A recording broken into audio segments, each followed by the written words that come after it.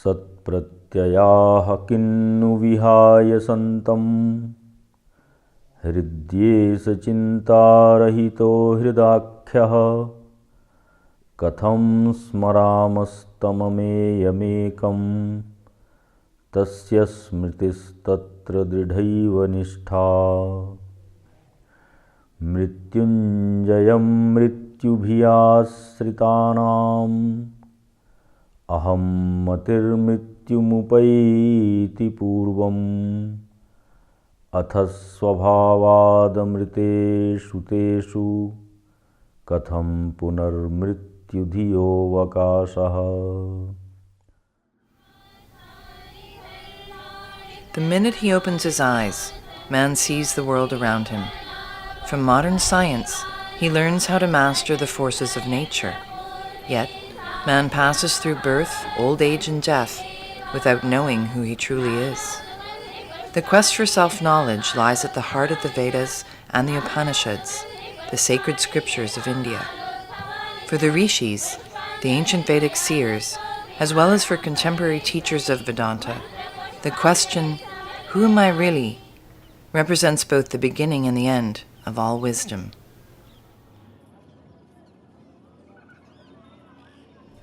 Well, the modern concept of the self is almost universally identified with the individual self, or if you wish, the personal self.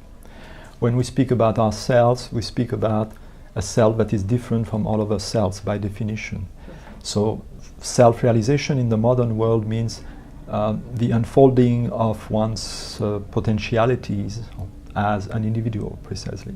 Whereas in the Hindu traditional vision, the self refers to the universal and divine self that transcends our little self. So that's a huge difference, of course, and there are often misunderstandings that arise from misreadings of what the self means in Hindu text.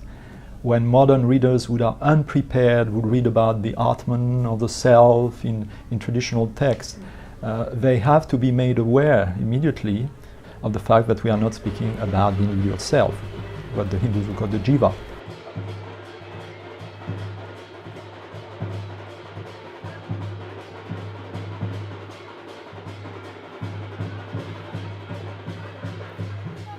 अस्माकं सनातन धर्मः भारते सर्वस्मिन्नपि देशे न केवलं भूमण्डले चतुर्दशवपि भुवनेषु सम्यक् भगवता प्रतिष्ठापितः सम्यक् महर्षिभिः परिपालितः स एव धर्मः अस्माकं रक्षकः विद्यते। सोऽयं धर्मः अद्यतनैः हिन्दूमतम् इत्युच्यते। वस्तुतः हिन्दूमतमिति अस्माकं स्वकीयं नाम अस्ति। अन्यैः प्रतिष्ठापितं नाम अस्माकं तु नाम सनातन वैदिक आर्ष धर्ममतम्। शिवाय नमः, भोलानाथाय नमः, विश्वनाथाय नमः, गौरीपतये नमः। बिल्वपत्रं समर्पयामि सदाशिवाय नमः। धराधरेन्द्र नन्दिनी विलास बन्धु बन्धुराय स्फुरद्दिगन्त सन्तति प्रमोदमान से कृपा कटाक्ष घोरणी निरुद्ध धुर्धरा।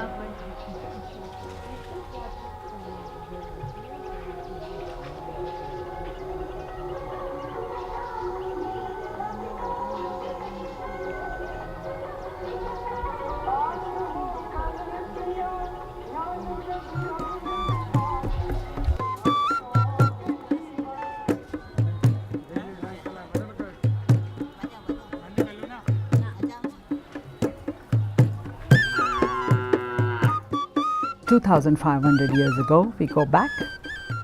That is when Adi Guru Shankarācārya was born.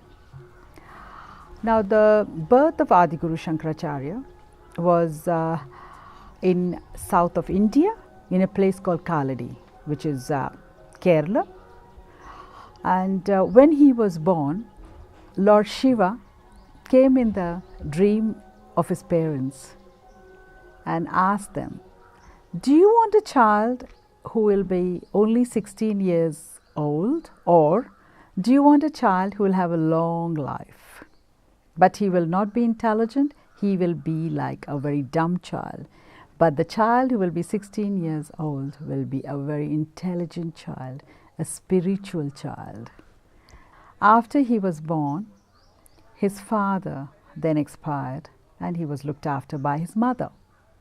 His mother was a very pious lady and she looked after him, she loved him a lot. Now Adi Guru Shankarācārya, the birth that he took was only for dharma.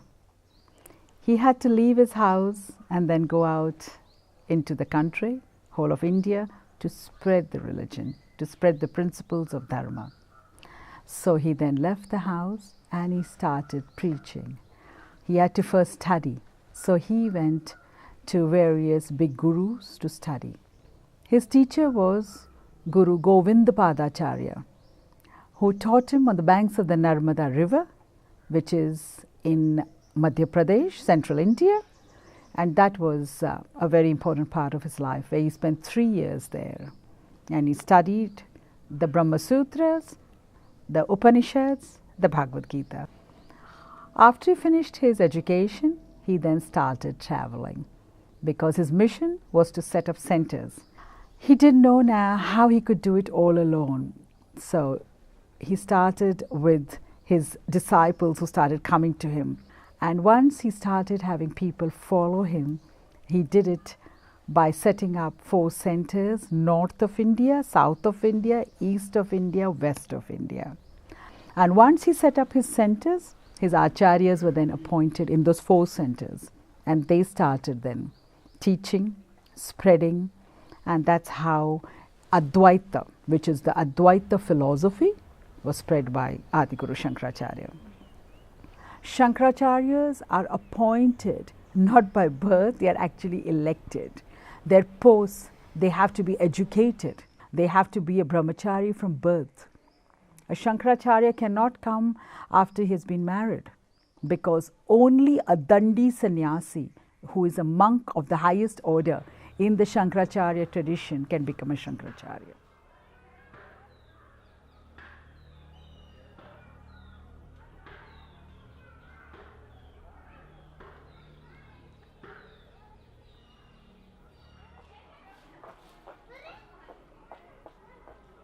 Last year, for example, Guruji called us to a local place where a mandir was renovated and he was inaugurating the work.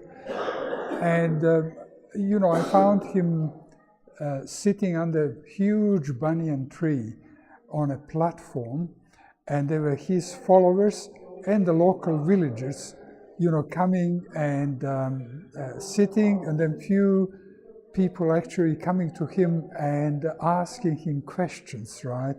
And he was very gently talking to them from this platform with this huge banyan tree above.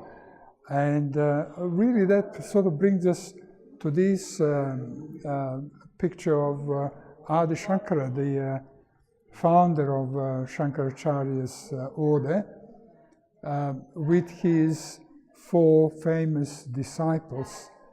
And we are talking hundreds of years ago, and the picture today is the same as the picture that we are looking at.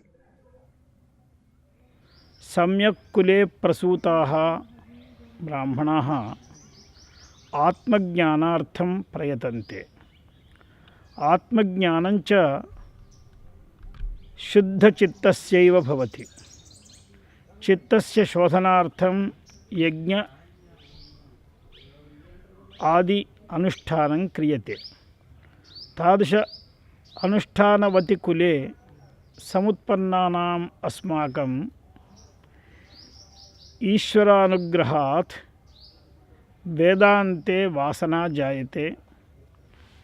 तदनन्तरं निविवृत्सा च जायते. वैराग्यभक्त्यादिकमपि यदा सञ्जातं तदा सर्वान् परिवारजनान् समुत्सृज्य श्रीसद्गुरोः सकाशं सम्प्राप्य तं शरणम् उपगम्य तस्मात् वयं सन्यासं स्वीकृत्य अधुना सञ्चरामः पारमहंस परिव्राजक मार्गेण।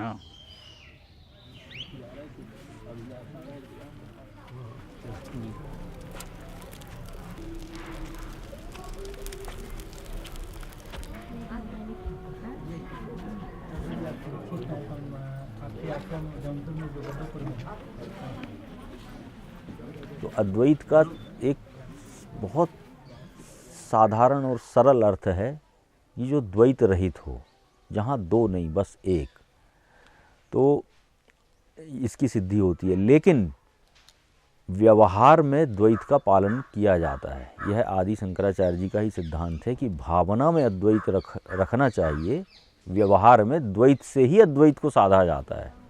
व्यवहार रूपी द्वैत से परमार्थ रूपी अद्वैत को साधा जाता है। तो साधन द्वैत है, साध्य अद्वैत है।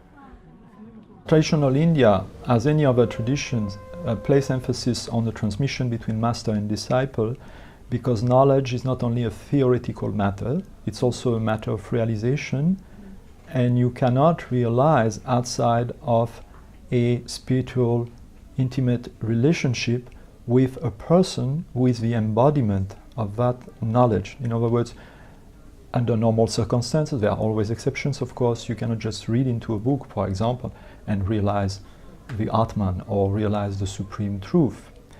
There is need for mediation in the form of a human being, and moreover, the oral communication of the truth through the master particularly has a particular power, a particular effectiveness that is not available under normal circumstances through other channels.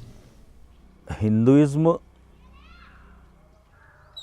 जो Hindu mythology है ये बहुत प्राचीन है, अनादि है।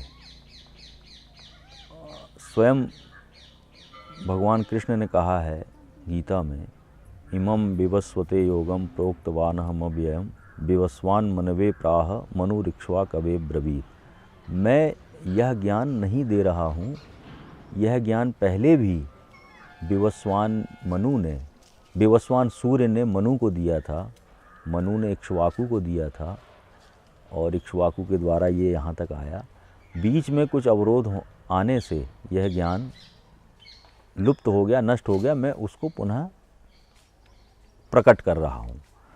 तो ज्ञान अनादि है, उसके उद्धार के लिए बीच बीच में ईश्वर को एक अपना प्रयास करना पड़ता है, क्योंकि ये जीवों के अल्प प्रयास से ये चीज़ें नहीं हो सकती। इसके लिए एक महनीय प्रयास की आवश्यकता होती है, और वह शक्ति ईश्वर में ही है। वही ईश्वर की जो शक्ति है वह गुरु के रूप में आती है। आचार्याद्धैव विद्या साधिष्ठा प्रापत्। अस्माभिः ग्रन्थान् दृष्ट्वापि अध्येतुं शक्यते, परं ग्रन्थेभ्यः यत् तत्त्वमागच्छति तत् तत्त्वं मनसि नैव संलग्नं भवति। समुद्रे जलमस्ति, तदेव जलं सूर्यकिरणैः मेघेषु समागच्छति, मेघेभ्यः वृष्टिः समायाति, तया वृष्ट्या तज्जलेन वयं जीवामः, परं साक्षात् समुद्रात् वयं जलं पातुं न समर्थाः। यदि तदेव जलं सूर्यकिरणैः मेघद्वारा वृष्टिरागच्छति चेत् अमृतायमानं भवति। तदस्माकं जीवनाय, औषधीनां वनस्पतीनां च जीवनाय भवति। एवमेव ग्रन्थस्थो विषयः अस्माकं कल्याणाय न भवति। ग्रन्थेभ्यः गुरवः सम्यक् समधीत्य तत्तत्त्वं यदि अस्मभ्यमुपदिशन्ति तद् मेघजन्य वृष्टिजलमिव अमृतायमानं भवति इति हेतोः अस्माकं मते आचार्य परंपरा प्राप्ता आसीत्। सर्वेपि आचार्याः सगुरुका एव आसन्। अतएव नारायणं, पद्मभुवं, वसिष्ठं, शक्तिञ्च, तत्पुत्र पराशरञ्च, व्यासं, शुकं, गौडपदं, महान्तं, गोविन्दयोगीन्द्रम्, अथास्य शिष्यं श्री शंकराचार्यम्, अथास्य पद्मपादहस्तामलकञ्च शिष्यं तन्त्रोटकं वार्तिककारमन्यान् अस्मद्गुरून् सन्ततम् आनतोऽस्मि इति अस्माकं गुरुपरम्परा विराजते। गुरुपरम्परां विना विद्या कदापि न साधयितुं शक्यते। भगवता आदिनारायणेनापि गुरोः सकाशादेव स्वीकृतमासीत्। गुरोः सकाशादेव विद्या स्वीकृता। अतः अस्माभिः सर्वैः सगुरुकैर्भाव्यं गुरुं विना कदापि गतिरेव नास्ति। तस्मात् अस्माकं मते गुरुपरम्परा अतीव प्रबलतमा विद्यते। ओम।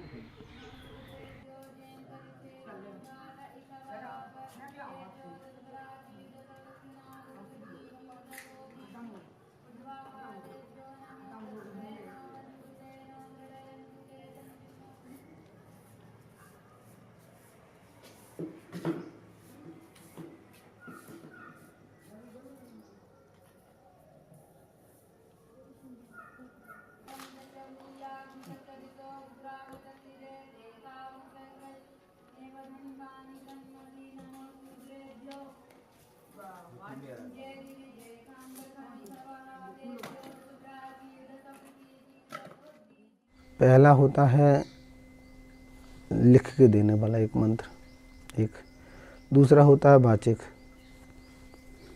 तीसरा होता है आँख से, ये भी एक दीक्षा होती है, चौथी होती है मानसिक। जी, इनका अपना अपना महत्व है।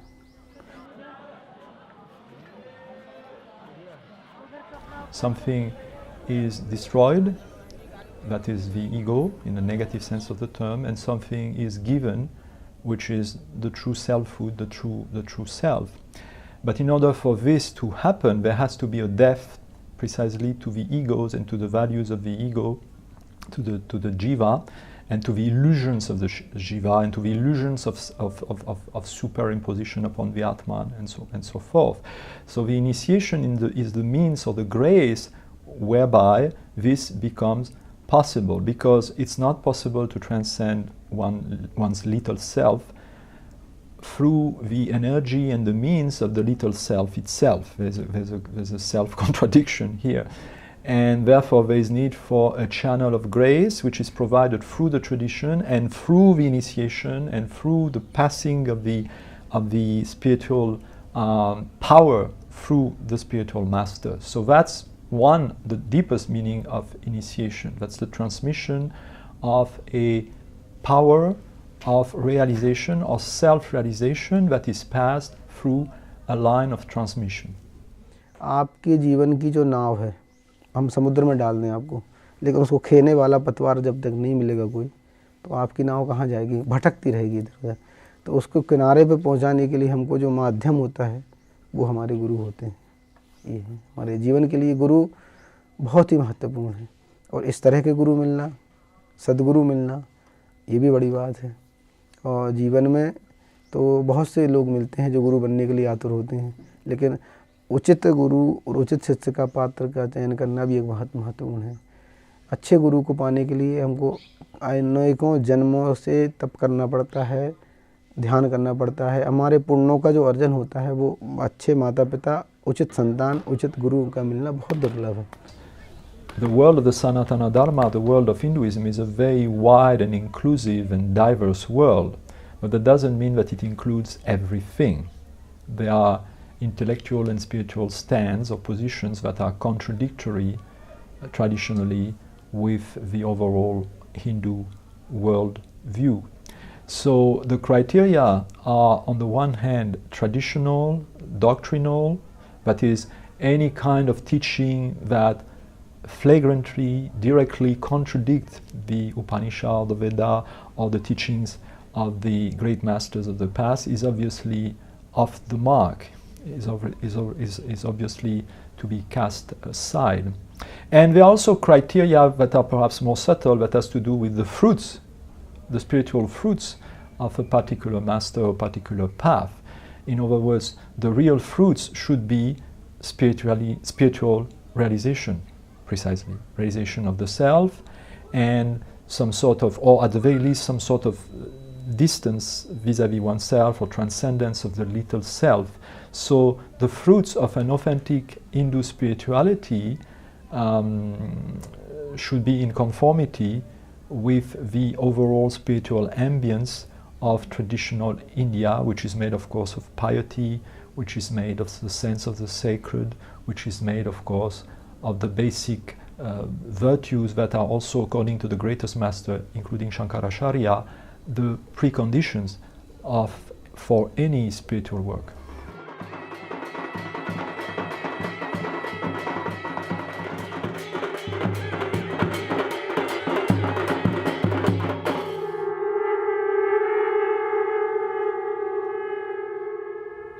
अयं च विषयः सर्वत्र निर्णीतो विद्यते यो यत्र अधिकृतः यः यस्य शास्त्रस्य तत्त्वं सम्यक् जानाति स एव तस्मिन् शास्त्रे तत्त्वं वक्तुं प्रभवति यो न जानाति स न प्रभवति। यदि कश्चन रसशास्त्रं जानीयात् रसं प्रति प्रवक्तुं प्रभवेत्। एवं आध्यात्मिकं शास्त्रं यदि अनुभवतः जानीयात् तदानीं स एव तत्र प्रभवेत्। यो यच्छास्त्रं तत्त्वतो न जानाति तेन तस्मिन् शास्त्रे तद्विषये यत्किञ्चित् अधरस्पन्दोऽपि कर्तुं नैव शक्यः। तस्मात् येषाम् अद्वैतात्मसाक्षात्कारानुभूतिः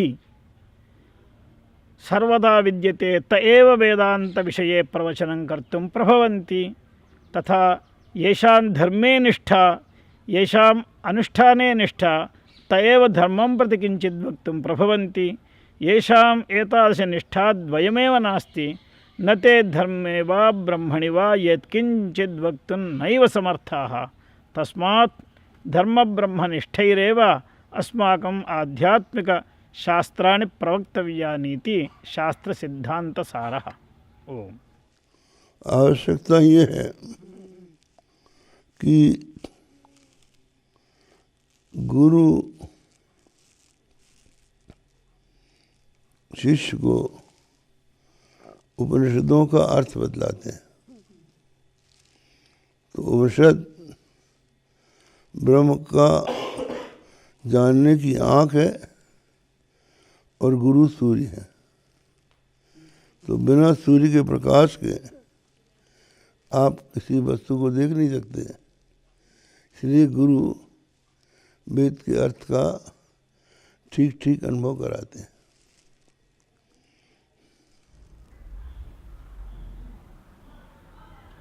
Coming across Advaita Vedānta was nearly an instantaneous falling in love with it. Well, I went through university and read a few things in my life, and what I found is that practically all of that was mostly describing things and describing the relations between things, but it wasn't really giving me an answer what those things are. What are they in essence? Who am I ultimately? Knowledge is, first of all, essentially self-knowledge, meaning the knowledge of the self by the self. By self is meant, of course, the Paramatman, the Supreme Self, the Divine Self, the Universal Self, because only the self can know the self. But in our universe at all, that is primarily the prerogative of the human being, not the exclusive one, but the primary one in our universe on this earth. And therefore the utmost, most important task at hand for a human being is to realize the self, that is to know the self. That's why we are in this universe, to become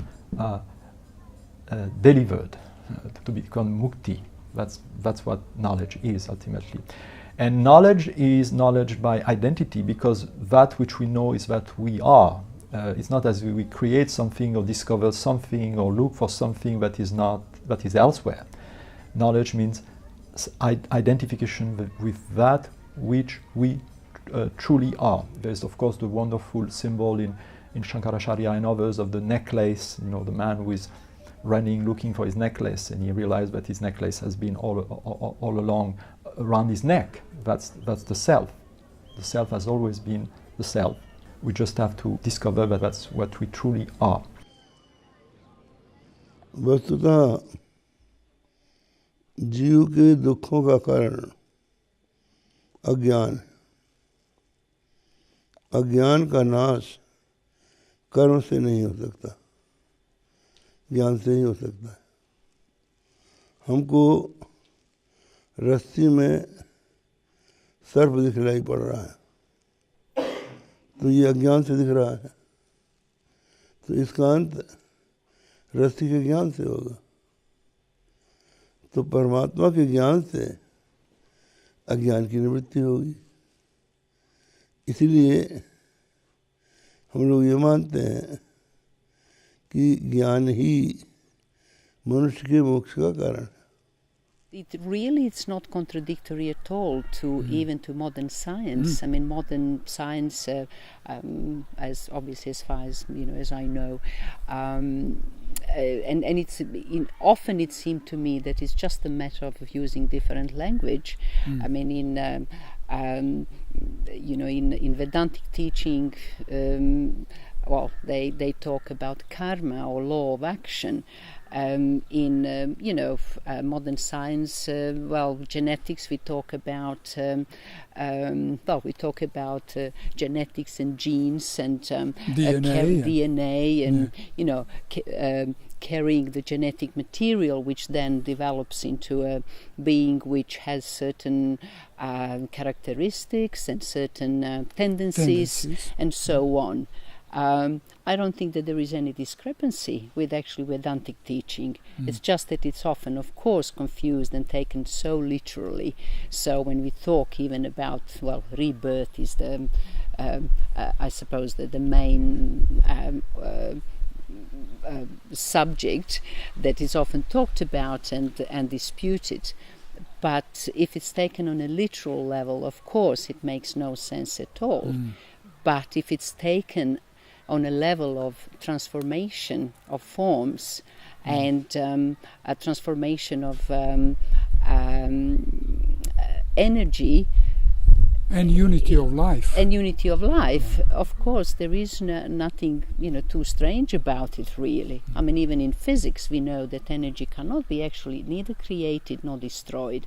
It only changes its form. So why would it be perfectly okay to take that as a true statement because it comes from the physics and science, and it's not okay to take it from Vedantic teaching?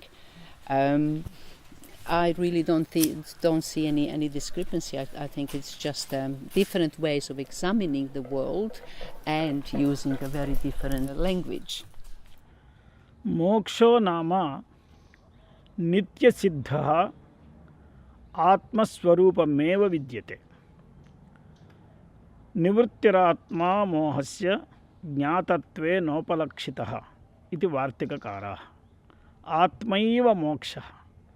तादृश आत्मनः स्वरूपाधिगमः सम्यक् कर्तव्यः। अज्ञाननिवृत्त्युपलक्षित आत्मा यथा अस्माभिः प्रतिक्षणमनुसन्धीयेत तदैव मोक्षः इति व्यपदिश्यते। वस्तुतः बद्धमोक्षव्यवस्थैव नास्ति, यतः बन्धस्य मिथ्यात्वात्। यदि बन्धः सत्यः स्यात् कदापि तस्मात् मुक्तिरेव न स्यात्। स्वयं सर्वेपि मुक्ता एव सन्ति, परं मुक्तानामपि वयं बद्धा इति भ्रान्तिः। I open my eyes and there is the world. And the question rises, what is this world? Why is it there? What is my relationship with it? And the Vedanta gradually opens this grand view, which tells, right, that you are not what you're seeing. You cannot be what you see, hear, touch, taste, or smell, which are 5 senses that we get our information about the world. Even if you put telescopes and microscopes or whatever, it is just extension of these senses.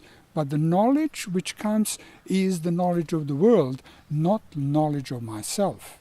And this is what I wanted, knowledge of myself. Who am I? What is my relationship with this? And the Vedanta really points the way. And it says, if you want to understand who you are, then you have to first understand the world where you happen to be.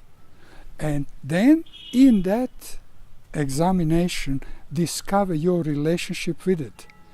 And in doing that, you are also forced to, as it were, look inside.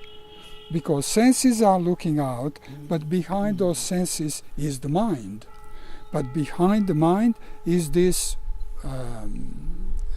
discriminating faculty, right, which determines this is right or that is wrong, or doesn't say anything when there is just a silence and you have a sense of being, not being somebody or something, but just being.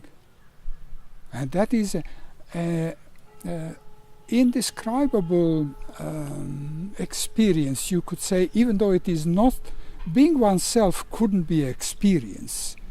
You can experience something outside yourself, but how can you experience yourself? You only can be yourself. And most of the time we find, I'm Danny, right, which is just a name, right? And I'm 6'2", and eyes blue, right? And I always joke about it, right? But really, who am I? Right? Behind that name, behind that form, behind that mind, behind the heart, as we say, who is that observer? Right? And where this observer has arose, where did the observer come from? Yeah, I know it is formless, right? When I try to look in, you cannot find the center. Where is the center? And yet I know that I am. It really is a way of life. It's how you live, right? Because how you live will definitely have effect on your emotional and intellectual state. What is important is knowledge, right? Knowledge. We Westerners always think knowledge comes from outside, right? But in Vedanta, the traditional message from the scriptures is that the knowledge is already within, and the education is actually a process of uncovering that which is already there within oneself. Yes, discipline is necessary in Vedanta to receive the essence of Vedantic teaching. And that's, that's not so easy. That's right. You cannot have a binge party or whatever and tomorrow apply yourself to discovering who you are. Finest meditation. Because it does, in this part, introduce you almost fairly quickly, right, to meditation, right, where you make an effort to bring this mind, which is constantly distracted through the 5 senses, to bring it in, as it were, to a reflective stage, so that you can consider things in themselves, as it were, right? Like in Platonic philosophy, the world of ideas, right? Where you are not supported by the work of the senses. योग के 8 अंग हैं। यम, नियम, आसन, प्राणायाम, प्रत्याहार, धारणा, ध्यान, समाधि। तो ये जो 7 है वो समाधि के लिए अंग है। तो समाधि जब होगी तो हमारे चित्त में किसी प्रकार का विचार नहीं रहेगा, चित्त शांत हो जाएगा। उस शांत चित्त से ही हम ध्यान, भजन या अनुभूति कर सकते हैं, इसलिए उसकी आवश्यकता है। लेकिन ये जरूरी नहीं है कि सब लोग आसन करने लगे, प्राणायाम करने लगे, वैसे भी योग हो जाता है। तो भगवान, अगर किसी को ये नहीं पता ये जो स्टेप्स है योग में, तो फिर वो कैसे मोक्ष की प्राप्ति होगी? गुरु कृपा से हो जाएगी। ऐसे हो जाएगी कि गुरु आपको समझा देंगे कि समाधि क्या है। आप समझ लीजिए कि आप गाढ़ी नींद में सोई हैं, किसी नई जगह जाकर सो गए, और आप सोने के बाद उठ रही हैं, तब तक आपको पता नहीं है कि मैं कहाँ हूँ और कौन हूँ, लेकिन नींद खत्म हो चुकी है और जागृत शुरू नहीं हुई है। जागृत होने पर ही मैं महिला हूँ, मैं कहाँ हूँ, ये आपको भान होगा। तो वो जागृत आई नहीं है, नींद है नहीं, तो वो अवस्था समाधि। मतलब उस दोनों का जो बीच का जो है वो समाधि, वो समाधि है। गुरु समझा देगा। रोज समाधि लग रही तुम्हारी।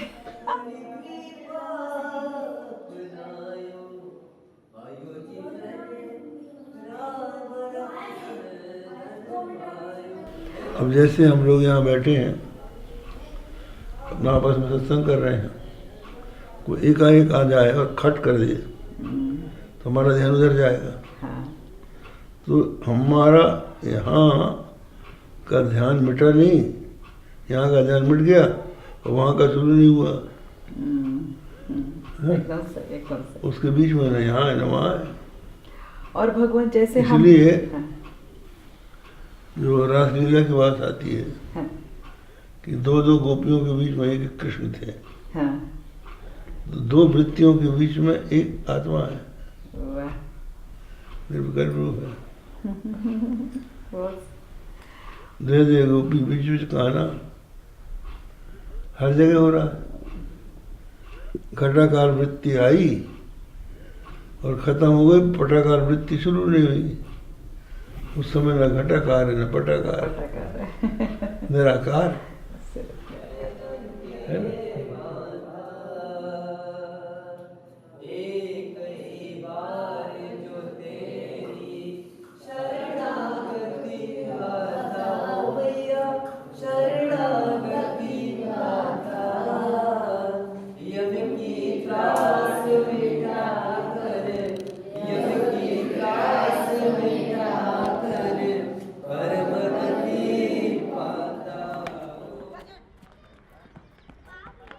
The methods of reaching knowledge, or self-knowledge rather, being understood, of course, that self here means the universal divine self, that is the substratum and the subject and the self of all selves. The methods of reaching knowledge or self-knowledge are many.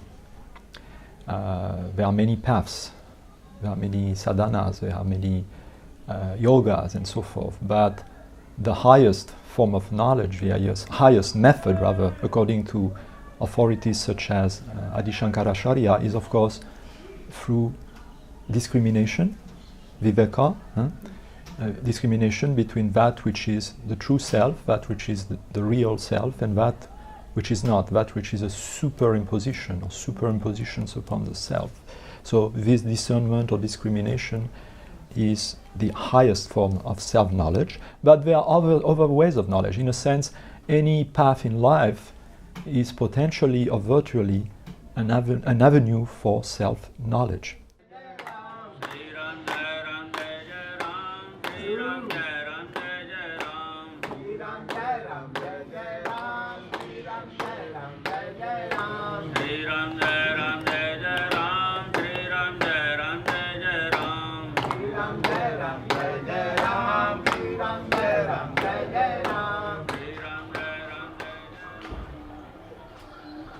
Service to my Gurudev is my sadhana, and that's where the path of karma comes.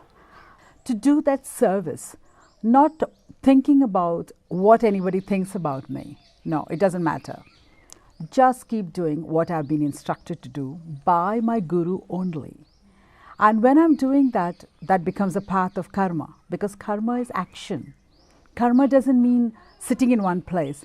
Now, if I start sitting in one place and doing my japa, that's with my mala and my mantra, I am not doing my duty. To do my duty, I have to get there onto the field and do it.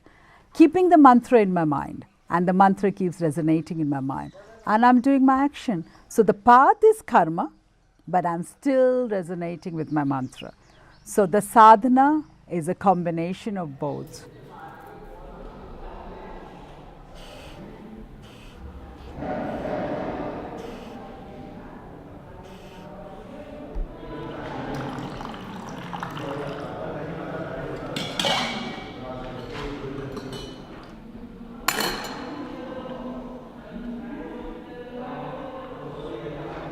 दिनचर्या ब्रह्म मुहूर्त में उठना ही अनिवार्य है, आध्यात्मिक दृष्टि से, स्वास्थ्य की दृष्टि से, पर्यावरण की दृष्टि से।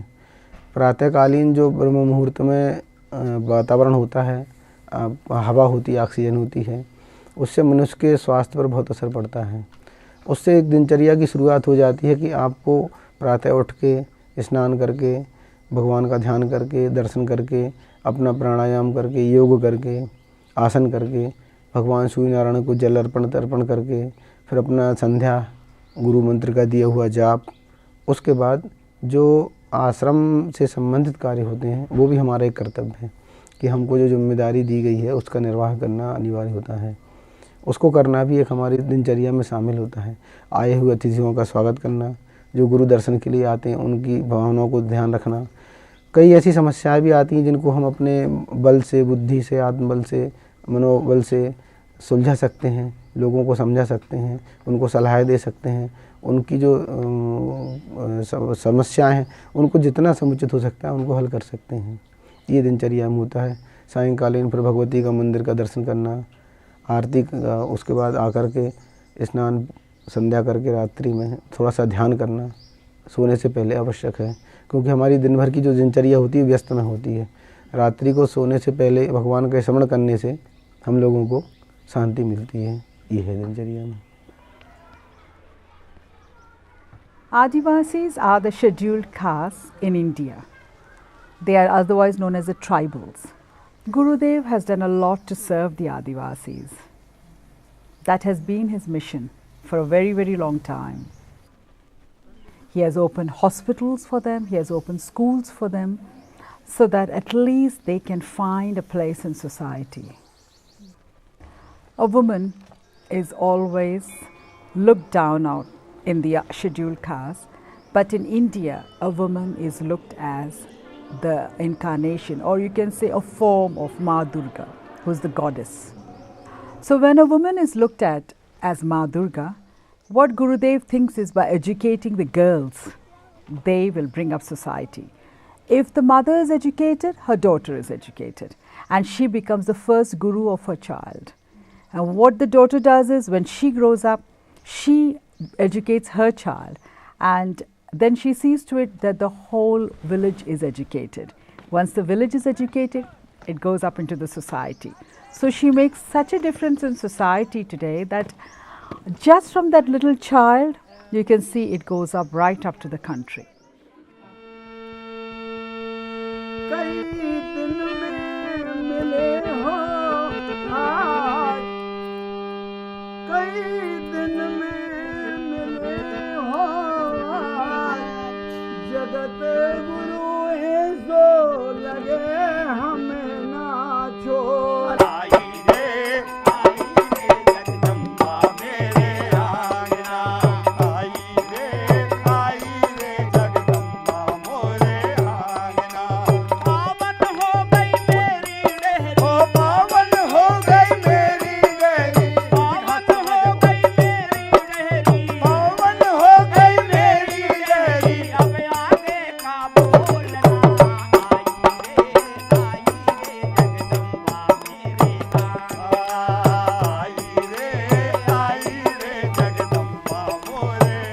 I was in a disturbed frame of mind, my mom said, there's a Shankarācārya, let us go and meet him.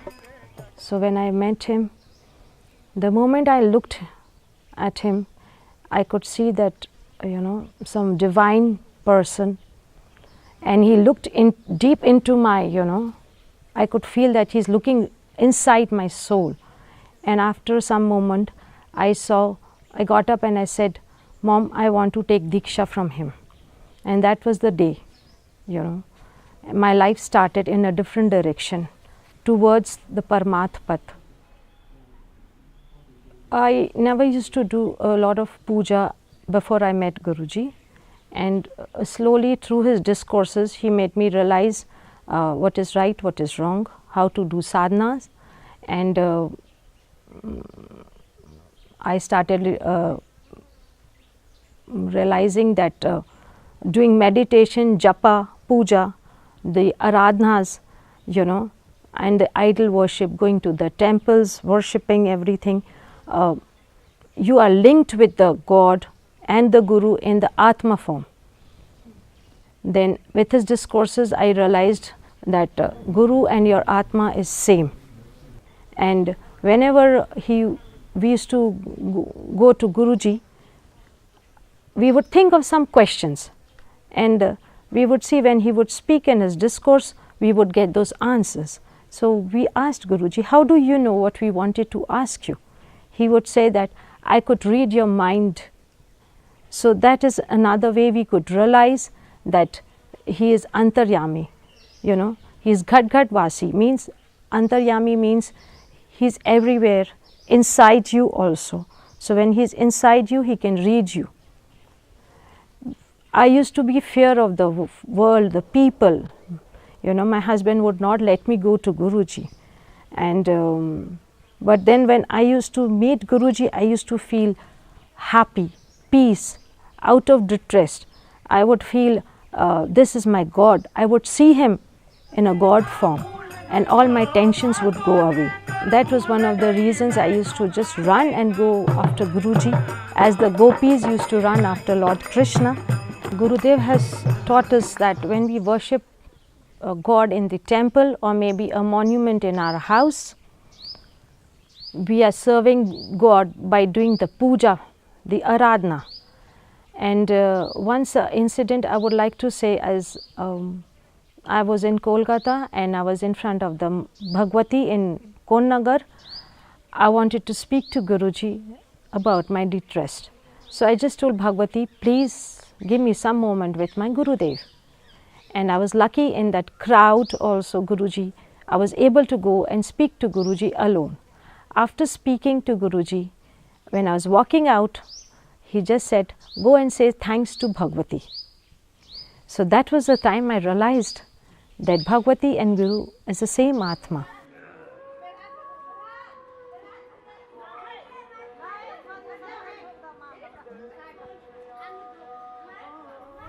वेदांत में केवल विचार होता है, वो तंत्र में उसी सिद्धांत को उपासना की प्रक्रिया से दोहराया जाता है। जैसे भगवती के अंग से अनेकों शक्तियाँ उत्पन्न हो जाती हैं और वो एक आवरण के क्रम से यंत्र में बैठ जाती हैं। फिर हम उनका प्रारंभ से पूजन करते करते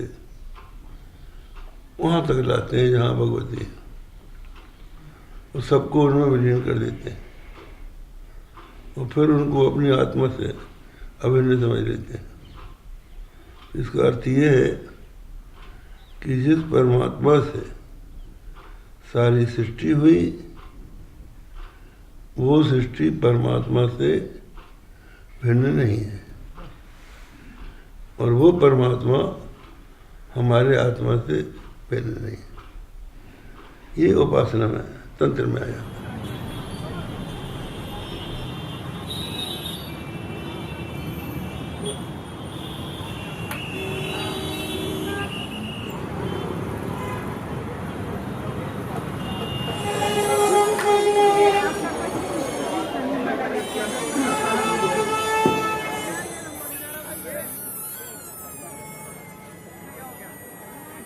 Humankind is always humankind, whether in India or elsewhere. So there is always a certain law of gravity that is going to settle in at some point in history. Anything that comes to birth develops and then perishes. So, and the human being is always a human being. That which fascinates a human being in a particular country is going to also fascinate other human beings in other countries. And one has also to keep in mind that any tradition like the Hindu tradition was founded upon the presence of a spiritual and intellectual elite. That is, it was dependent upon the awareness and knowledge of people who were specially trained spiritually, intellectually, and were thereby the repositories of knowledge. With the gradual disappearance or weakening of this repository of knowledge, the society at large becomes more and more vulnerable to external influences that gradually corrode the integrity of the tradition. Finally, from a Hindu point of view itself, I mean, again, there is the doctrine of ages, the yugas, and therefore that which appears in a state of perfection cannot but go through phases of decay, which are represented literally or symbolically by the so-called 4 ages of mankind. So, from any point of view, one shouldn't be surprised by the fact that even in India, some of the most superficial and worldly dimensions of the modern world become so prevalent.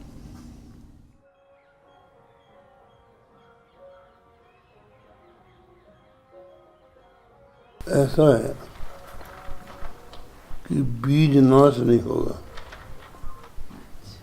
कुछ लोग बचे रहेंगे